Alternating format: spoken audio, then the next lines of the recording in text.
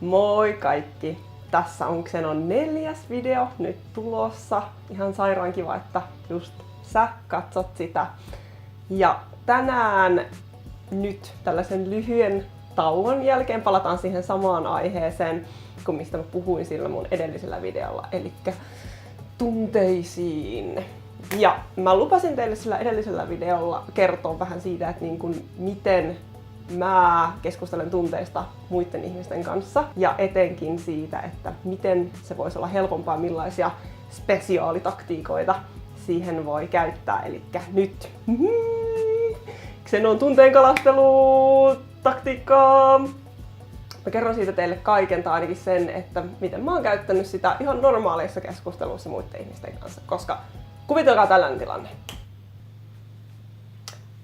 Hei moi! Kiva tavata sua. Miten menee? Että mitäkin mulla menee? No, itse asiassa ei vitsi. Tänään mä sain potkut töistä ja sitten tiettikö mä menin kadulle ja mä näin siellä yhden mun kaverin, joka oli just päässyt yliopistoon. Vitsi, mä olin aivan sairaan kateellinen sillä. Sitten mä menin kotiin ja mua harmitti ihan älyttömästi sen takia, että se keittiö on ollut taaskaan siivottu ja sit muutenkin harmittaa ihan hirveästi elämässä X ja Y ja Z ja kaikki muutkin asiat.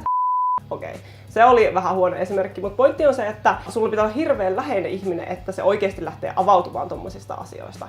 Okei? Kaikki ihmissuhteisiin ei tarvitse kuulua tollainen avautuminen, koska ihmiset tykkää siitä, että vähän silloin tiettikö osaa arvata, että mitä sieltä on tulossa, kun käy keskustelua sen toisen ihmisen kanssa.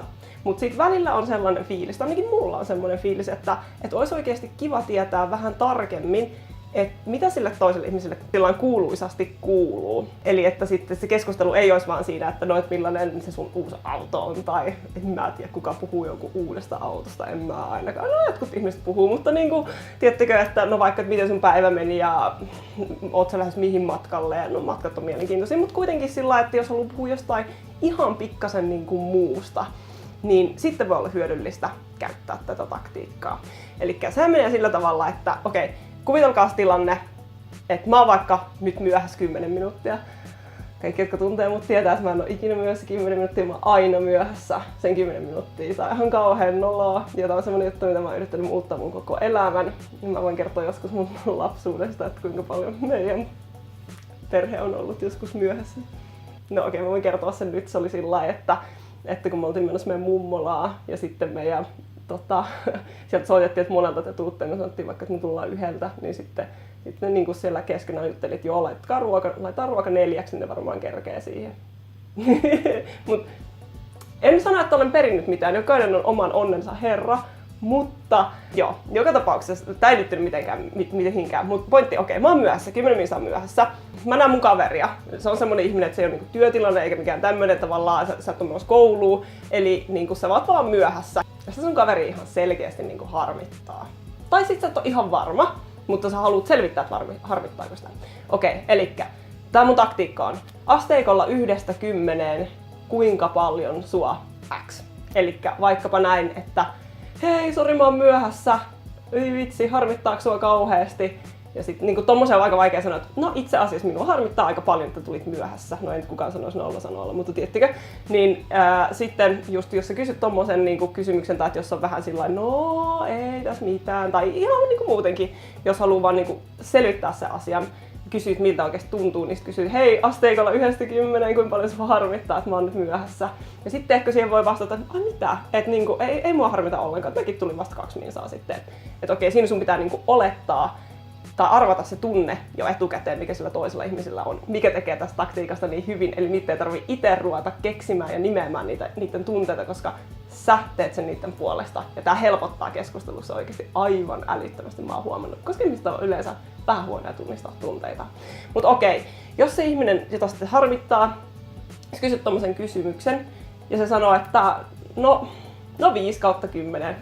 Jos joku sanoo 10/10, niin sitten voi varmaan olla sillä, että olen erittäin pahoillani, muutan tapaani, tai ainakin yritän muuttaa tapaani.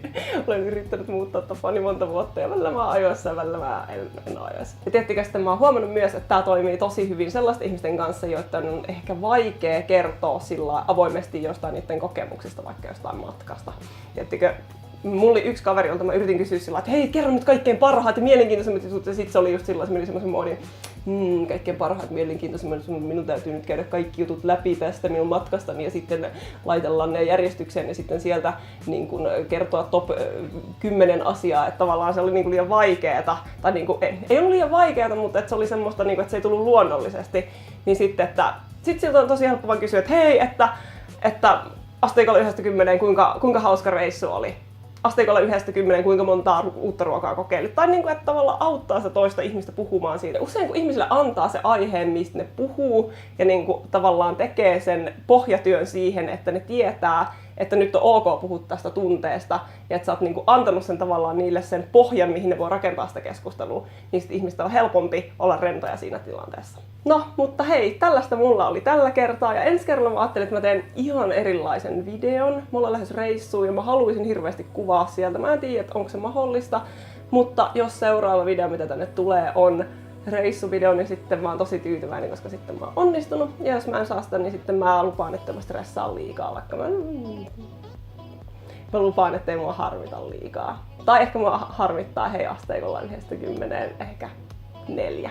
Katsotaan. Ehkä 2. Mutta hei, nyt mä haluaisin lopuksi kysyä sulta vielä, että kirjoita tämän videon kommentteihin, että miten sulla menee just tänään, just tällä hetkellä asteikolla 1-10.